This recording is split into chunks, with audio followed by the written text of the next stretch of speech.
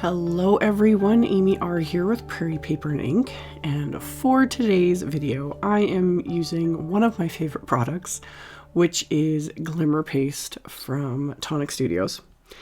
Anyone who knows me knows I like the bling. I love glitter. I especially love glitter when it's contained in a paste, etc. So I am using Strawberry Champagne Nuvo Glimmer paste and Simon Says Stamp's new Tumbling Heart stencil. And then I have my favorite stencil tools, which is the Wendy Vecchi Make Art Station. That's the blue matte, it's metal. And then it comes with magnets. I purchased extra magnets and I purchased the non-stick craft mat that you see there so that everything just works. I liked having the extra magnets. I'll have links to everything with the supplies. So these are like my kind of go-to stencil favorites, as well as the spatula I'm using now. It is a Tonic, part of a Tonic set. There's like 2 of them. And then the wide white one, this is a Stencil Pal from Therm. And this is like kind of my holy grail after all these years. Like this is what I reach for. I'm finding I'm really liking using the magnets. I really like the Stencil Pal. I purposely had to space the magnets, you know, far enough apart to make the Stencil Pal like fit. But I love it because it's wide, and then when you scrape it across the stencil like this, you just get a really even application, which isn't 100% necessary. Like when you're working with glitter paste, they don't need to be perfect. Like that's just kind of with anything, just card making in general, it doesn't need to be perfect. But what I really like about it is because I can use it to kind of scrape evenly across, I can take all that excess off the stencil, you know, any of the lumps and bumps off the open areas, and then put them back in the container. So I'm saving more of the product because glitter is precious. So I'm doing multiple card fronts because I was just kind of curious, as always. I'm always like, I wonder what it'll look like on this color, what it'll look like with this color. So as always, I'm like, I can't make 1 card, I need to make 2, 3, 4. So that's what I'm doing. I'm working fairly quickly.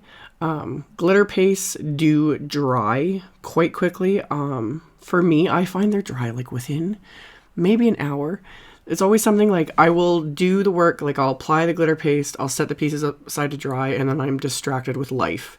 So by the time I come back to it, it's always dry. But that always depends on like your climate and humidity and all that, but they do dry fairly quickly. So I've obviously sped this up in editing, but I also didn't edit out some of the boo-boos, like me picking up it'll be the next piece I do and dropping it because that's, you know, fabulous. Trying to keep it real. I can't include everything in every single video because otherwise my videos would just be way too long, and sometimes the camera isn't rolling. That's the other thing I forget to do sometimes, is press the button to record. But anyway, what I like doing is applying the bulk of the glitter paste or whatever paste I'm working with the smaller spatula because it just seems to kind of get in there. I don't use a lot of pressure. I've had people ask me about that, like having the whatever they're using kind of oozing out underneath. I honestly don't have that problem. I just apply it. And here's where I dropped it. But I picked it up straight up, kind of, you know, mushed down with my finger any flat areas. Thankfully, the actual hearts didn't ruin. So I was like, I can work with this. This is great. So cleaned up the mess I made and went on to the next piece. So like I said, I just apply just an even pressure. I don't try to like mush the paste like into the stencil because it's not necessary. Like this paste is going to stick to the cardstock. You don't need to use any pressure. Like once it's on there, it's going to dry and it's never coming off. So I just apply it, and then I just like using the stencil pal, like I said, to kind of scrape off the excess, and that's it. So once I'm done, I go and I clean up my tool, my stencil. I just clean them up in the sink with like a nail scrubby brush and some soap, and they're good to go. And then all my jars of glitter paste, I remove the excess around the top. And then if I don't already have a piece of press and seal on it, I cut a new piece. It doesn't have to be press and seal. You could use regular, you know, plastic wrap, that sort of a thing. Just to seal the actual container before putting the lid back on. This will help keep your paste drying out for a lot longer. Total life-changing tip. When I was told that one, I was like, this is the answer to everything. And it also helps prevent from sealing the jar shut. I have done that. I still have a jar that I refuse to throw out, but I cannot get it open for the life of me. We've tried everything short of like somehow using maybe a scroll, like a saw or something to cut it open. Anyway, I always clean my stencils, especially when working with glitter paste, like immediately after I'm done using them. It just, like I said, once glitter paste is dry, it is extremely difficult, if not impossible, to remove. So I cleaned everything. I set those pieces aside to dry. You can see they're all nice and glittery and fabulous.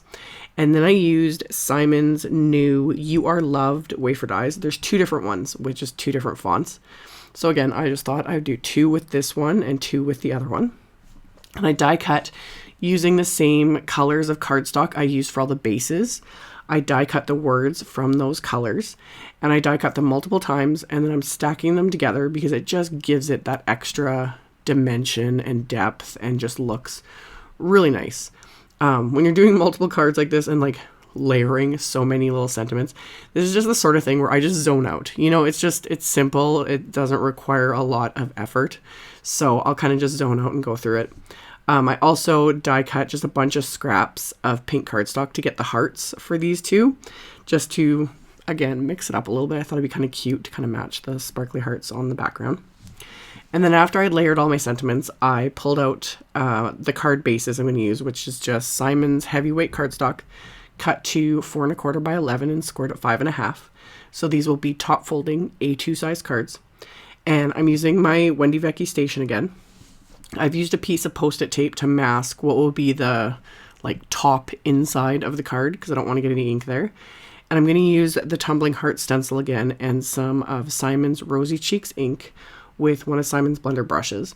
And I'm just lightly blending the ink over the stencil because, again, if you've been following me for any amount of time, I like to have something on the inside of my cards. I can't leave it blank. I've been doing it for too many years. It just personally irks me. Whatever works for you. You know, some people do leave them blank just to have that space, you know, to write to the recipients. That's fine. I just like to have something on the inside of my cards. Usually, you know, sentiments, pattern paper, stencils, stamps, all the fun things. For these ones today, I decided to do just the stenciling. Didn't add any sentiments. I was going to add sentiments, but the more I thought about it, I decided to leave them open-ended because the sentiments on the front saying you are loved, to me, I was like, these cards could work for so many things. I can use them as thank you cards. I can use them as thinking of you cards. I can use them as encouragement cards. Like whenever I just need, you know, just to tell someone you care, these are perfect. So I didn't want to, you know, set out any specific sentiments. So I did just the stenciling on the inside of the cards, and that was enough for me. So later on, I can either stamp sentiment, but most likely it'll be just something I will write to the person I'm giving the card to. So after I was done all the insides of the cards, I'm adhering the stenciled like glitter paste backgrounds to each card. I cut them all down so they're just slightly smaller than the A2 size, so they're kind of framed by the card base. And then when adhering over anything that's been done with glitter paste or just like glitter cardstock, I've mentioned this before, you need a good, strong, either liquid adhesive or something like foam tape, like something strong. Simon's Craft Tacky Glue is like my go-to, but I've also linked to like the Studio Caudia glue and like the Gina K Connect glue. Those are really good ones too. So then here comes another boo-boo. I am clumsy. Again, I edit this out of most of my videos, but this happens all the time. I spill things and drop things and tear things and make a big mess. So that's just the real world crafting here. So yeah, spilled all the sequins after placing them so nicely on my card. These are the new Love You sequins from Simon's Love You More release. So the colors just kind of went very well with all these cards. So not like they needed any more bling because there is some nice sparkle going on with the glimmer paste, but I was like, you can never have too much. So I just added a bunch more of these sequins to all of these cards. And once I was kind of happy with where I'd placed them, it didn't knock any more over. I'm going to adhere these into place as well with that Craft Tacky glue and my jewel picker. And again, even things like sequins and that, like to adhere over something that's been done with glitter paste, you need a good, strong adhesive for that because there's just anything with the glitter paste like that, just that finish, because it's like a rough finish. Same with like glitter paper. Because of that rough finish, you need a good, strong adhesive. Things like little tape runners and that sort of thing aren't going to work. So you want the good liquid adhesive or a good, strong foam tape, that sort of a thing. And then your card isn't just going to fall apart. So that finished off my cards for today. This is part of a blog hop. There are giveaways going on for a very limited time as of posting this video. I will have all the info in my blog post, which will be the very first link directly below the video. I will also have my supply list. I'll link to everything I use so you guys can check that out if you are interested. Thank you all so much for watching and subscribing and thumbs upping and commenting. I really, really appreciate it. I will see you all very soon in the next video. Bye.